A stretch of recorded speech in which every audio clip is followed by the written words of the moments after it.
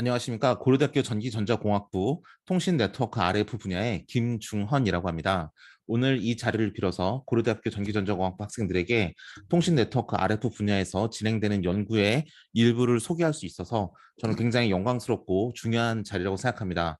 그만큼 저의 발표를 듣고 우리 분야에서도 그리고 우리 학과에서도 이러한 연구를 진행할 수 있구나 또는 진행하고 있구나 정말 재밌구나라는 생각을 만약 하시는 분들이 계신다면 저에게는 이 시간이 더없이 이제 의미 있는 시간이 될 것 같습니다. 그리고 오늘 제가 소개해드릴 분야는 전기전자공학부의 많은 분야 중에서도 통신 네트워크 RF 분야입니다. 그 중에서도 저의 연구 분야는 이제 네트워크 쪽에 좀 더 가까운 분야라고 보시면 되겠습니다. 그 중에서도 이제 모바일 쪽에 저는 많은 연구를 해왔습니다. 지금 이 첫 페이지의 왼쪽에 보이는 그림이 이제 헬리콥터 같이 생긴 무인기입니다. 저런 무인기들이 어떻게 제어를 해서 내가 원하는 목적으로 날아가게 만들 것인가 이런 모바일 움직이는 것들에 대한 모든 것들을 다루는 연구에 큰 관심을 가지고 진행하고 있습니다. 사실 저의 연구 분야는 이러한 커다란 주제하에서 여러 가지 문제를 풀려고 노력하고 있는데요. 이런 것들을 하는 데 있어서 우리가 쓰는 알고리즘은 대부분 이제 컴퓨터 사이언스 혹은 컴퓨터 공학에서 많이 유리하고 있습니다. 그래서 뭐 제가 뭐 수업 시간을 혹시 저 수업을 들으시는 분들은 뭐 기억하는지 모르겠지만 저는 이제 학부, 석사, 박사를 모두 다 이제 컴퓨터를 전공했습니다. 그래서 컴퓨터를 전공한다고 하면 여러분과 많이 다르지는 않습니다. 사실은 전기전자공학부에서도 컴퓨터에 대한 과목을 유능한 교수진과 함께 많이 가르치고 있죠. 그렇기 때문에 컴퓨터를 기반으로 하기 때문에 좀 더 뭐랄까 이제 물리학적인 개념보다는 논리학적인 개념과 수학적인 개념 그리고 이제 어떠한 논리학적인 느낌이 좀 더 강할 거라고 이제 여겨집니다. 오늘 이제 첫 장에서 보시다시피 제가 설명드릴 것들은 일반적으로 저희 연구 분야인 모빌리티가 되겠으나 현재 이 시대에 우리의 관심을 많이 끌고 있는 연구 주제는 아무래도 인공지능일 겁니다. 인공지능과 딥러닝이란 분야가 이제 많이 확산이 되고 있는데요. 사실 이 분야는 그 알고리즘 자체를 설계하는 것도 굉장히 중요한 일이지만 그 설계된 알고리즘을 우리 현실 세계에 맞게 잘 적용을 하는 것도 굉장히 중요한 일일 겁니다. 그래서 전기전자공학부 내에서 많은 분야에 인공지능이라는 기술이 많이 사용되고 있습니다. 예를 들어서 반도체에도 쓸 수가 있고요. 전기에너지에도 쓸 수가 있고요. 나노에도 쓸 수가 있고 그다음 컴퓨터 공학 내에서도 많은 분야에 사용될 수가 있습니다. 마찬가지로 이 기술은 모바일 서비스 그리고 네트워크 서비스에서도 적극적으로 사용됩니다. 그게 현재 제가 많은 관심을 가지고 진행하는 연구라고 말씀드릴 수 있겠습니다. 제가 연구하고 있는 연구실 그리고 제가 지도하고 있는 학생들과 같이 운영하는 연구실의 이름은 Artificial Intelligence and Mobility Lab이라고 하여 AIM Mobility Lab, 즉 AIM 연구실이라고 부릅니다. 지금 현재 신공학관 이제 508호에 위치하고 있고요. 저희 연구실에서 진행하고 있는 연구들 그리고 네트워크 연구란 현재 어떠한 부분에 많이 핫한 관심을 가지고 있는지에 대해서 하나하나 차근차근 소개해 드리도록 하겠습니다. 보시면 이제 세 개의 카테고리가 나눠지고 있습니다. 그래서 오토노머스 모빌리티라는 분야와 모바일 서비스라는 분야와 이제 디스트리뷰티드 딥 러닝이라는 분야가 있습니다. 이 하나하나에 대해서 이제 연구 과제에 중점을 해서 소개를 드릴 건데요. 오토노머스 모빌리티 첫 번째 카테고리인데 이것은 뭘 의미하냐면 우리가 움직이는 모빌리티 서비스에 있어서 뭔가 자율적이고 지능적으로 움직인다면 어떠한 알고리즘을 어떻게 개발해야 될 것인가가 우리의 관심입니다. 즉 우리가 드론 같이 무인 이동체가 있을 때 그 이동체들이 어떻게 제어가 돼야 될까요? 어떻게 날아가야 될까요? 그들이 목적에 따라서 사람이 하나하나 일일이 컨트롤할 수는 없습니다. 하늘에 무인기가 1000대가 떠 있다고 한다면 그들을 우리가 각각 이렇게 뭔가 이제 조종기를 가지고 조종한다? 이게 너무 어려운 일이죠. 1000명의 사람이 필요할 겁니다. 하지만 그들이 자율적으로 알아서 코오퍼레이션을 하고 코디네이션이 돼서 목적에 맞게 움직일 수 있다면 굉장히 멋있겠죠. 그러한 오토노머스 모빌리티에 대한 연구를 우리는 처음에 하고 있습니다. 그 두 번째에 있는 모바일 서비스와 디스트리뷰티브 러닝은 해당 항목에서 자세히 설명을 드리도록 하겠습니다. 사실 오토노머스 모빌리티는 굉장히 중요한 분야입니다. 여러분 자율주행 연구 굉장히 흥미롭죠. 자율주행도 드라이빙, 즉 우리가 자동차도 모바일 서비스 중에 하나입니다. 그래서 저희 통신 네트워크 RF 분야 내에 있는 AI의 모빌리티 랩 저희 연구실에서는 이러한 자율주행과 차량형 네트워크에 대한 연구를 굉장히 많이 수행하고 있습니다. 제일 왼쪽에서 보시는 그림은 이제 차량들이 서로 이제 움직이는 데 있어서 정보를 공유를 합니다. 저렇게 사거리가 있으면 그 차량들이 사거리 내에서 많은 정보를 공유할 수 있어요. 내가 원하는 방향으로 갈 때 혹은 좌회전해서 갈 때, 우회전해서 갈 때, 직진할 때 어떤 방향으로 가든지 간에 다른 교통 상황이 발생할 수 있을 겁니다. 그 트래픽 정보를 내가 미리 알고 있다면 내가 이 길에서 운전을 하는 데 있어서 큰 도움을 받을 수 있겠죠. 그래서 그러한 정보들이 어떻게 쉐어가 될 것인가. 이고 만약에 저 중에서 일부 자율주행의 드라이빙 디바이스가 있다면, 즉 자율주행 자동차가 있다면 주변의 네트워크 환경을 통해서 내가 유의미한 의미를 받아서 그 유의미한 정보를 받아서 그 정보를 바탕으로 내가 디시전을 내려서 자율적으로 움직이고, 또 그러한 움직임이 있는 물체 옆에 있다면 나는 또 자율적으로 어떻게 움직임을 취해야 될 것인가에 대한 연구들, 이런 것들을 하고 있습니다. 이런 데 있어서 기본적으로 쓰인 연구는 러닝 알고리즘입니다. 즉 딥러닝 알고리즘들이 주로 쓰이고 있으며, 그런 알고리즘 중에서도 저희 연구실에서는 이제 강화학습 기반의 연구를 많이 수행하고 있습니다. 그래서 저는 차량 간의 정보의 공유, 그다음에 그런 걸 통해서 모바일 서비스를 어떻게 해줄 것인가, 뭐 그런 것들이 주된 목표가 되겠고요. 가운데는 이제 날아다니는 비행체입니다. 근데 날아다니는 비행체, 비행기라고 생각이 되니까 우리가 느끼기에는 너무 먼 얘기입니다. 사실 뭐 여담을 말씀드리자면, 인공지능 기술을 제가 학부 때 2001년도에 수업을 들었을 때에는 굉장히 먼 얘기처럼 느껴졌어요. 뭐 기계가 어떻게 사람처럼 생각을 할까 하고 있지만 그 시대는 금방 다가왔죠. 마찬가지입니다. 저런 날아다니는 이동체, 영화에서만 보던 것 같은데, 특히 뭐 공각기동대 이런 굉장히 SF, 사이버펑크 이런 류의 영화에서 나오는 것 같지만, 이런 것들은 더 이상 현실과 멀지 않습니다. 실제로 여의도에서 인천공항까지 저렇게 모빌리티 드론의 에어리얼 모빌리티 플랫폼을 만들어서 그들과는 가지고 물류의 길이 막힘을 방지라기보다는 그걸 피해가면서 내가 어떻게 하면 사람을 잘 빠르게 나를 것인가에 대한 그런 시범 서비스가, 그러니까 개발 단계가 아니라 이미 서비스가 만들어져서 시범 운행을 하는 게 이미 현실에서 하고 있습니다. 그래서 여의도에서 인천공항까지 한 40분을 목표로 지금 저런 시범 서비스 운영이 되고 있고요.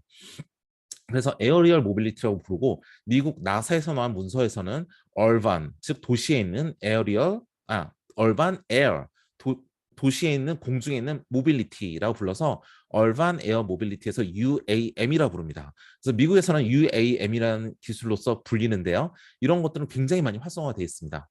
거기에 대한 예시로서 오른쪽에서 보시는 것처럼 이제 제너럴 모터스에서 매년 1월마다 라스베거스에서 CE쇼라 그래서 저 출처 CES라고 있죠.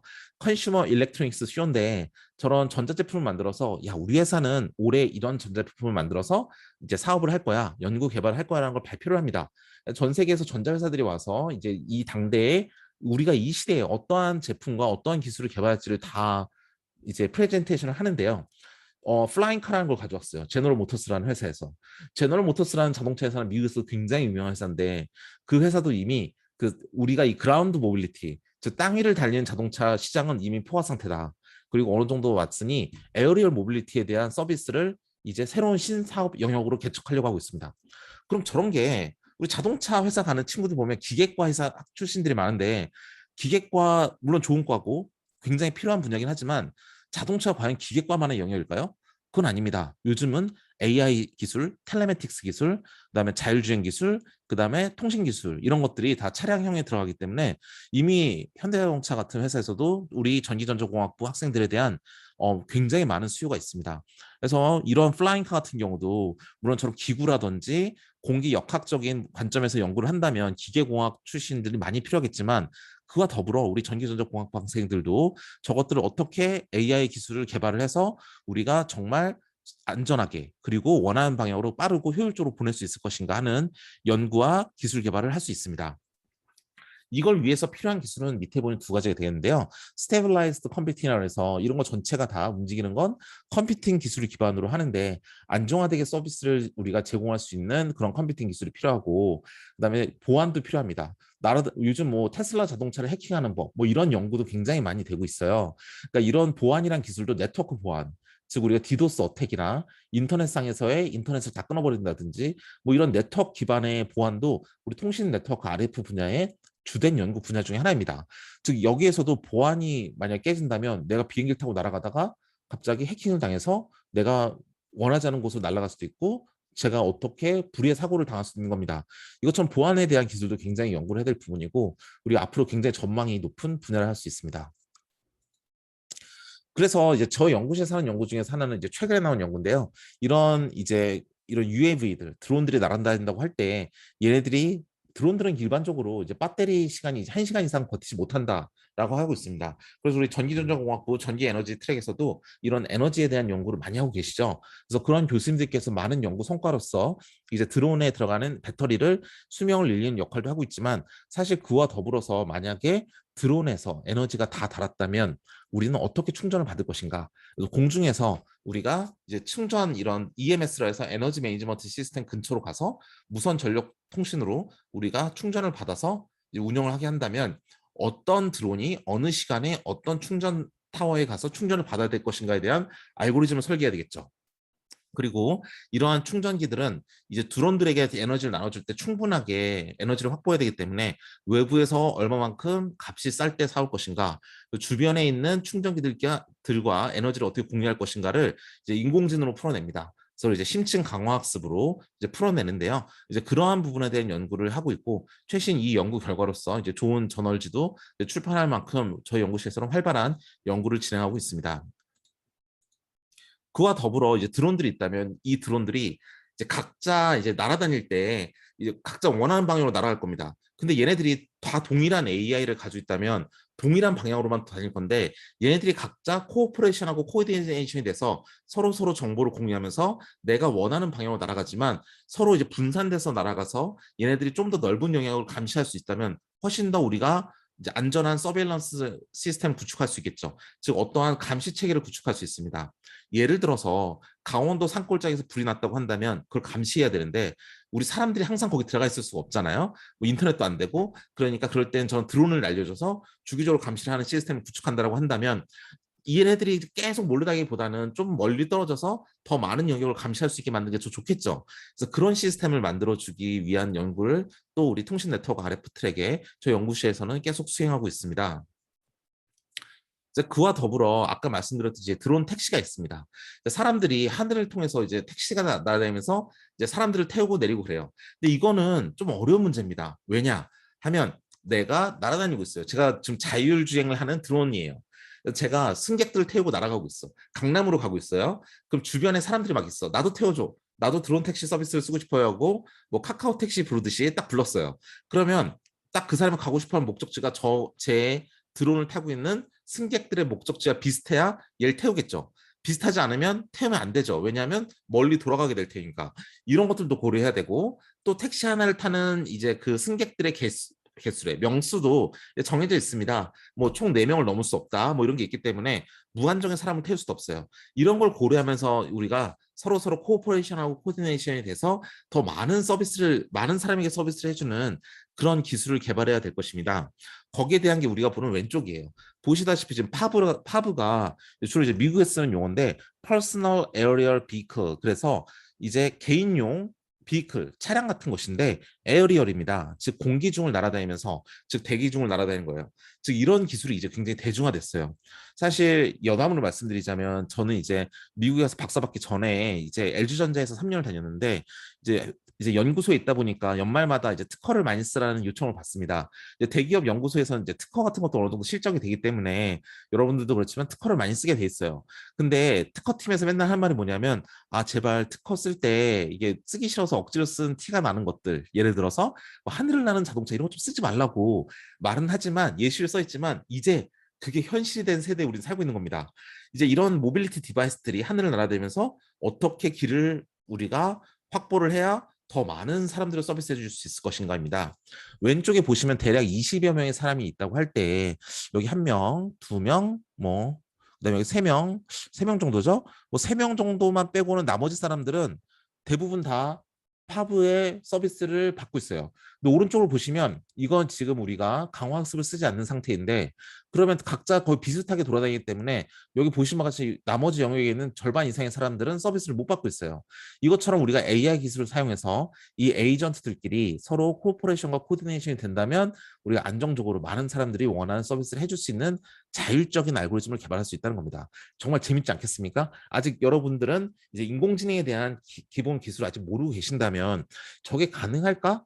저런 걸 개발하는 게 정말 우리가 진짜 있는 건가라고 생각하겠지만 실제로 뭐 대학원에서 우리 통신 네트워크 RF 트랙에서 공부하시면서 요즘은 통신 네트워크 RF 트랙에 계신 교수님은 대부분 이제 분산되어 있는 노드에서의 이제 통신이나 저처럼 네트워크나 모빌리티를 연구하기 때문에 이런 상황에서 이러한 알고리즘을 적용하는 것들은 굉장히 많이들 다 알고 계십니다.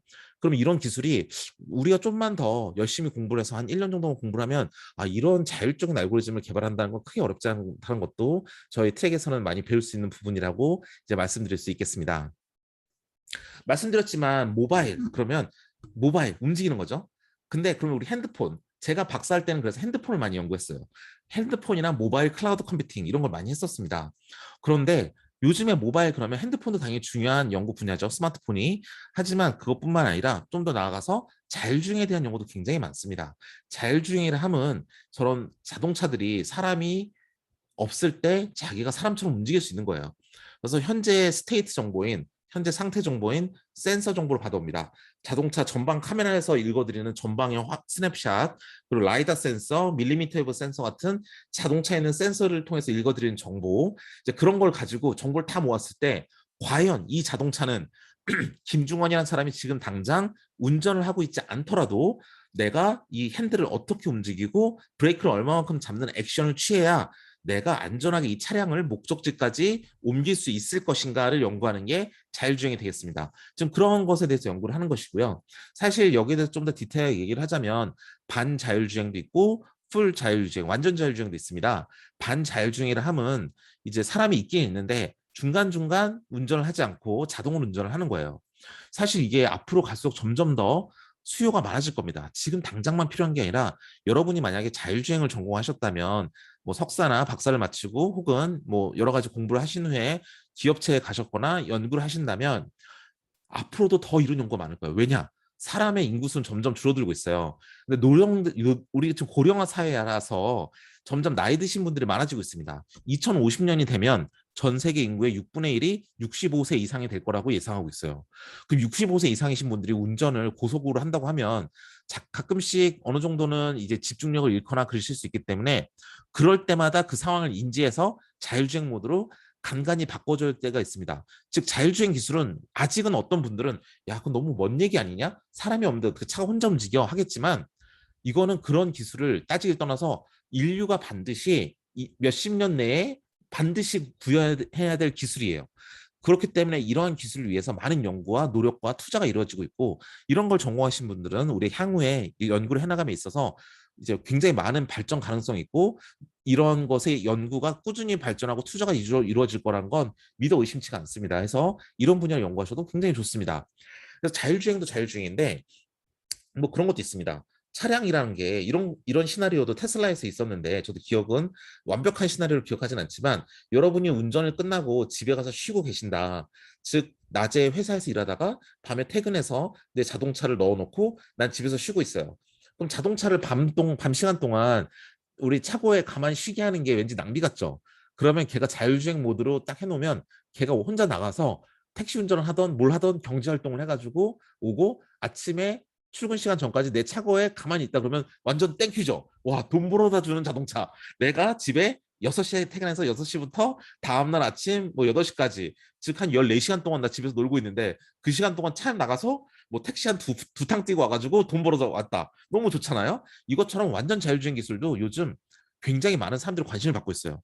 지금 방금 제가 말씀드린 예제는 굉장히 재밌는 예제로 소개해 드렸지만 사람이 예를 들어서 이렇게 해봅시다. 우리 그 굉장히 커다란 집채만한 트럭이나 컨테이너 차 같은 경우는 굉장히 위험합니다. 거기 운전하신 분들은 물론 숙련된 기술자들이시긴 하겠지만 하루 종일 운전만 하고 있잖아요. 그럼 하루 종일 앞으로만 이렇게 딱 보고 집중하고 운전하는 게 과연 쉬운 일일까요? 피곤하기도 하고 졸음이 오기도 합니다.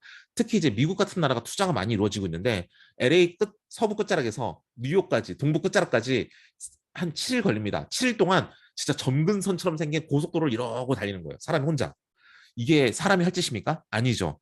원래 미국에서 자율주행 기술이 나왔던 거는 이렇게 어마어마한 땅덩어리를 사람이 했다가는 와 이거 사람 미치겠다라고 생각이 드는 그러한 길을 굉장히 단순하지만 루틴하게 하는 그러한 길을 이제 자동화시키겠다는 게 자율주행의 첫 번째 목표였어요. 이런 기술이 이루어진다면 스마트 로지스틱스, 물류를 돌리는데 사람이 관여하지 않아도 자동으로 우리가 원하는 제품을 안전하게 그리고 피로감 없이 배달해 줄 수 있는 기술이 되겠죠. 이처럼 자율주행 기술도 현대 모빌리티 기술의 굉장히 중요한 기술이며 이것을 위한 모든 센싱 기술과 그걸 처리하는 기술은 이제 인공지능에 기반하고 있고 전기전자공학부의 모든 과목과 관련되어 있는 아주 중요한 기술이라고 말씀드릴 수 있겠습니다. 이제 모바일 서비스 쪽 두 번째인데요. 이제 컴퓨팅 환경, 네트워크 환경에서 사람들이 많이 하는 건 뭐냐면 비디오 스트리밍이에요. 지금 제 수업을 들으시는 분들도 있고 아마 아닌 분들이 더 많을 것 같습니다. 제가 올해는 1학년 이제 C언어만 가르치기 때문에 자 그렇다면 사람들이 요즘 어떤 연구가 네트워크에서는 대세인가요? 그러면 아까 말씀드린 이제 모빌리티 기술이 굉장히 많고 두 번째로 생각할 수 있을 만한 건 이제 줌이죠, 줌. 코로나 때문에 줌이 엄청 떴습니다. 사실 오늘 이 시간도 우리가 만약에 그 온라인이 아니라면 직접 뵀을 수도 있는 거죠. 근데 이렇게 온라인으로 실시간으로 강의를 한다면 줌으로 여러분 강의를 들으시니까 교수님 한 분은 공학관에 앉아서 계속 강의를 하세요. 그럼 이 강의 콘텐츠가 실시간으로 여러분이 미국에 앉아 있어도 줌으로 볼 수 있어야 돼요. 딜레이 없이. 이게 왜 가능할까? 신기하죠.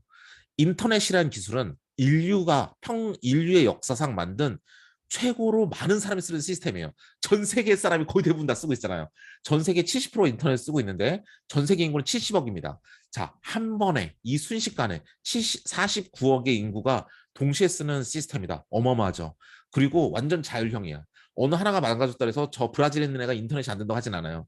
뭐 여기서 망가졌으면 공학과만 망가진 거지. 이것처럼 완전 자율형의 몇십억의 인구가 동시에 쓰고 있는 안정화되어 있는 시스템이에요. 게다가 내가 이메일, 지메일을 쓰면 미국에서 0.1초 내에 확인이 돼. 심지어 속도도 엄청나게 빨라요. 지구를 그냥 막 갈 정도로. 이런 시스템이 이제 인터넷인데 최근 인터넷 연구에서 가장 큰 관심이 뭐냐면 이런 줌 같은 온라인 비디오 스트리밍이에요. 제가 혼자 공학관에서 비디오로 강의를 한다고 할지라도 제가 공유하는 이 슬라이드가 보이면서 지구 반대편에 있는 고려대 학생이 이 수업을 실시간으로 들을 수 있게 과연 어떻게 만들어줄 수 있을까? 이게 바로 실시간 온라인으로 비디오 스트리밍을 할 수 있는 기술입니다. 그럼 이제 무선 비디오 스트리밍 관련된 기술이 어떻게 하면 우리가 압축률을 조절하면서 트래픽이 많이 생길 때는 압축을 많이 하고 트래픽이 많이 없을 때는 압축을 덜 하면서 어떻게 하면 이 모든 학생들이 최적의 퀄리티의 비디오 스트리밍을 경험하면서 가장 최고로 화질을 높게 보여줄 수 있을 것인가 딜레이도 없이 그게 바로 우리의 목적이다라는 겁니다. 이런 연구가 많이 이루어지고 있어요. 그래서 앞으로도 이제 유튜브 비디오 스트리밍이나 넷플릭스 같은 그런 컨텐츠 딜리버리 플랫폼의 발전에 따라서 끊임없이 발전할 분야라고 말씀드릴 수 있겠습니다. 자, 그리고 뭐 여러 가지 비디오 전송도 전송이지만 우리가 그런 전송을 할 때 이런 중간에 이제 드론에서 이제 응급 구급차까지 이제 이미지를 찍어서 보낼 때, 즉 저 멀리 바다에 나가 있는 드론이 해상 구조대처럼 가 있는데 거기에 있는 이미지를 막 찍어서 그걸 이제 보내주면 중앙 서버에서 그걸 보고 판단해서 저기 문제가 있다. 문제가 있으면 가서 해결해야 되게 이렇게 감시 체계를 만드는 것도 다 이제 AI 기술을 기반으로 하고 있고 저런 모빌리티 기술을 기반으로 하고 있습니다. 그래서 우리가 이런 걸 할 때 많은 인공지능 기술을 쓰는데 인공지능의 인공신경망 기술을 쓰는데 더 많은 연산 구조를 가지고 있다면 뎁스 20 같은 게 더 많은 구조를 가지고 있는 거겠죠. 그러면 PSNR, 즉 화질은 높아지고 성능도 좋아지겠지만 그 프로세싱 타임은 더 늘어나요. 즉 더 많은 연산 구조를 가지면 성능은 더 높아지지만 그만큼 시간도 많이 걸릴 거야. 그럼 사람은 시간이 많이 걸린다면 이게 비디오를 받거나 이렇게 연산된 결과를 봤는데 시간이 너무 많이 걸린다. 그러면 난 괜찮아. 난 지금까지 많이 받아놨기 때문에 시간이 조금 더 걸려도 괜찮아. 다만 화질만 좋게 해줘라고 한다면 높은 화질로 받을 것이고 밑에 있는 걸 써서. 근데 어떤 사람이 야 지금 비디오를 보고 있는데 내가 지금 쟁여놓은 게 별로 없네. 빨리 다음 비디오 토막이 필요해. 김중원이라는 애가 유튜브를 계속 보고 있는데 처음부터 시작해서 절반까지 봤는데 보면서 계속 받고 있었는데 그 뒤에서 나머지 걸 계속 받고 있었는데 지금 김중원이 너무 스킵하면서 빨리 봐가지고 뒤에 있는 게 빨리 필요해. 그러니까 빨리 좀 갖다 줘. 그러면 화질이 조금 낮더라도 빨리 갖다 주는 게 중요하겠죠. 그럼 좀 압축을 시켜서 더 김중원한테 빨리 갖다 주게 만드는 거. 뭐 이런 기술들, 이런 것들에 대한 이제 그래서 이름이 어댑티브 비디오 스트리밍. 적응적으로 이렇게 조절하는 비디오 스트리밍 기술도 이제 컴퓨터 쪽이나 이제 통신 네트워크 쪽에서 굉장히 많이 하고 있습니다. 이건 유튜브 비디오 스트리밍, 넷플릭스 같은 이제 컨텐츠 딜리버리 네트워크에서도 이제 상당히 많이 논의되고 있는 기술이자 또 우리가 해야 될 굉장히 중요한 연구 주제라고 말씀드릴 수 있겠습니다. 그래서 말씀드린 것처럼 뎁스를 많이 쓰면 화질이 날개 보시면 약간 뭉그러진 것 같죠. 오른쪽에 보시면 굉장히 선명하고요. 우리가 얼마만큼의 신경망 구조를 가지고 처리를 해야 그래서 뎁스를 많이 써야 더 많은 연산 구조를 가지고 있어야 화질이 얼마나 좋아지는 걸 보여주는 거예요.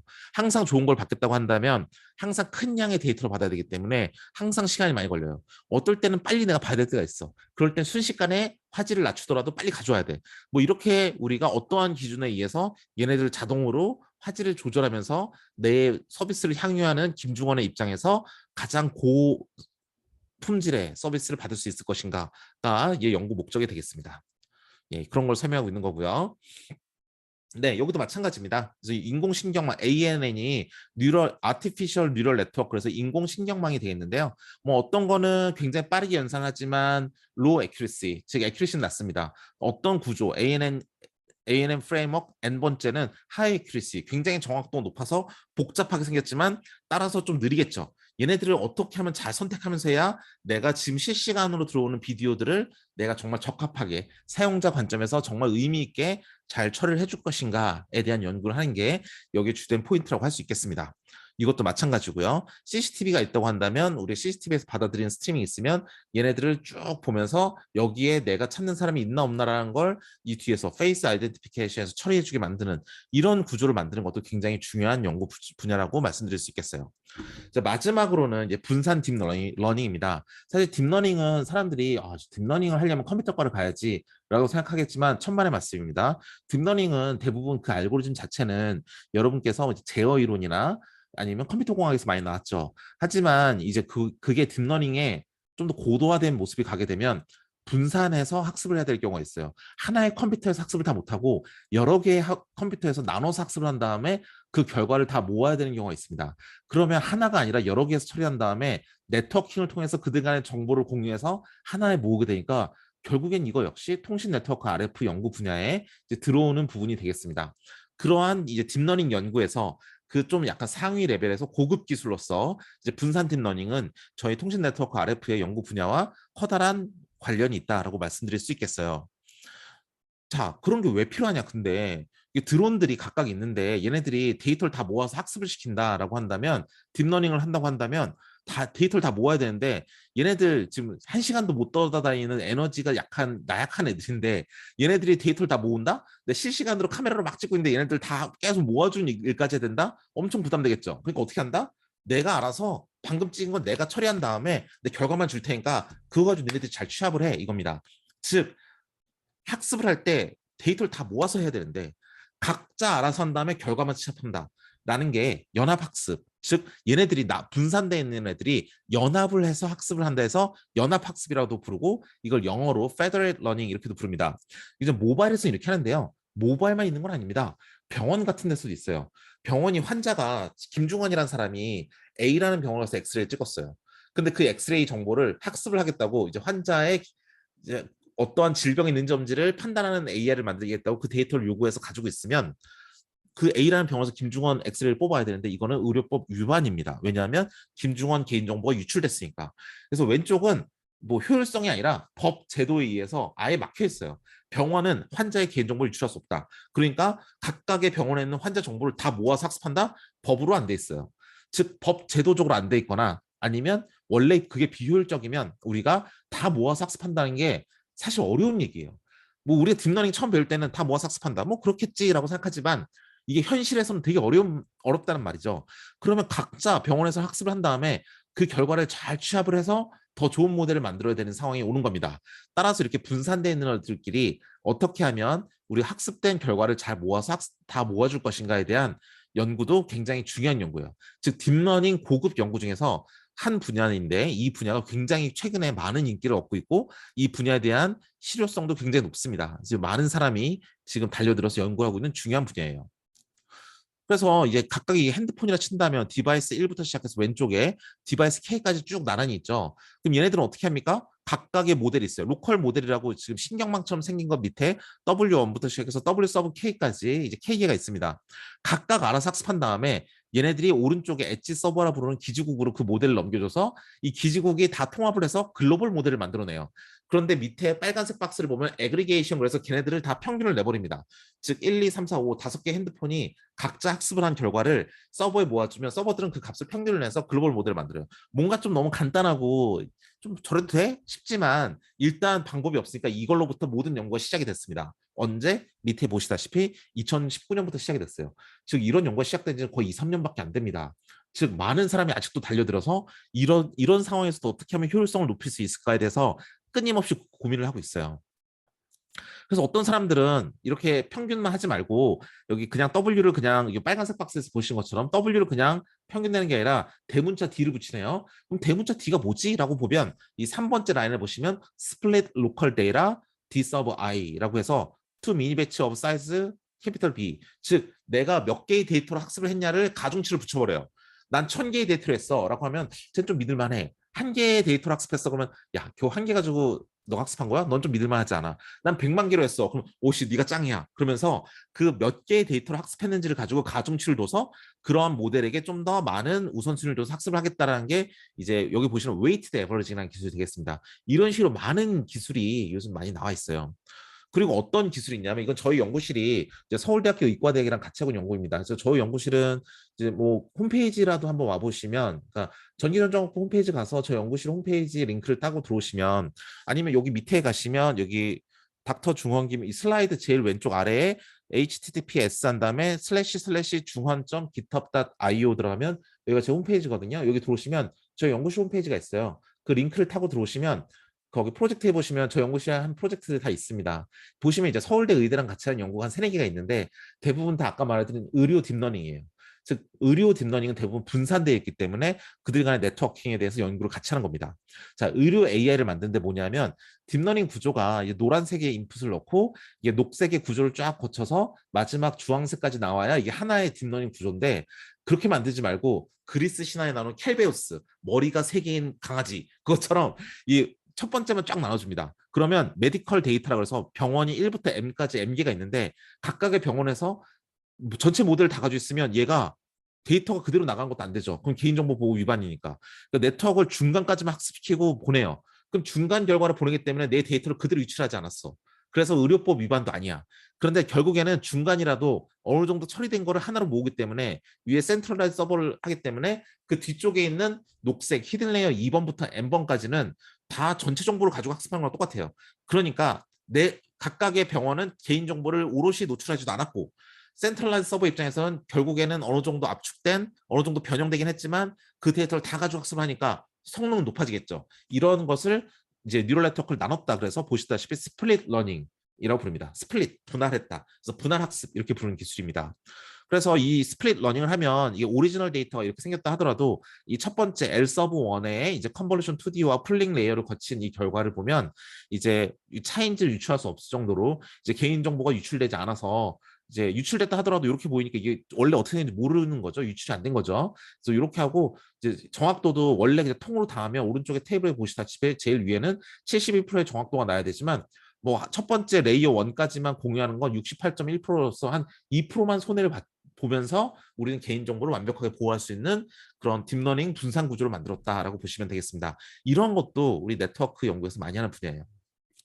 자, 지금까지 보이시죠? 이게 저희 연구실 간판입니다. 신공학관 508호에 있는 인공지능 및 모빌리티 연구실의 간판인데요. 저희 연구실에서 하는 분야는 지금까지 설명드린 것처럼 이제 무인 이동체 같은 자율 이동체, 특히 하나가 움직이는 것도 아니고 여러 개들이 코퍼레이션을 하면서 서로 각자의 역할을 하면서 움직이는 그런 자율이동체 연구를 이제 기본으로 하고 있고 그 안에서 감시라든지 에너지라든지 여러 가지를 고려하고 있고요. 두 번째 모바일 서비스 관점에서 이제 인터넷 트래픽을 그리고 비디오 트래픽을 어떻게 하면 동적으로 잘 관리를 할 것인가에 대한 연구를 수행하고 있고요. 이제 마지막으로는 이제 네트워킹이 되는 딥러닝 구조라고 해서 주로 이제 서울대학교 의과대학과 하는 이제 의료 딥러닝 연구가 되겠는데 데이터를 다 공유하게 되면 환자 개인정보가 유출이 된다든지 그런 문제가 생기니까 그렇게 하지 말고 어느 정도까지만 중간까지만 학습을 한 다음에 다 모아주면 개인정보 처음 오리지널을 우리가 공개하지도 않았고 우리 노출하지도 않았고 하지만 결국엔 다 모아서 학습하기 때문에 성능도 어느 정도 유지하는 그러한 이제 딥러닝 구조를 만드는 역할을 하고 있습니다.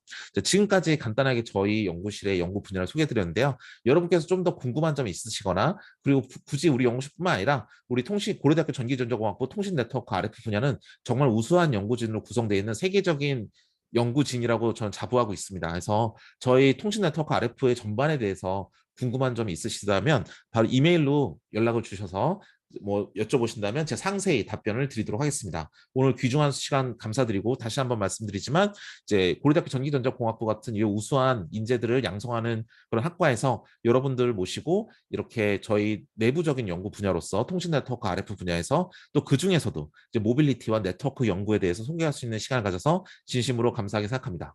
감사합니다.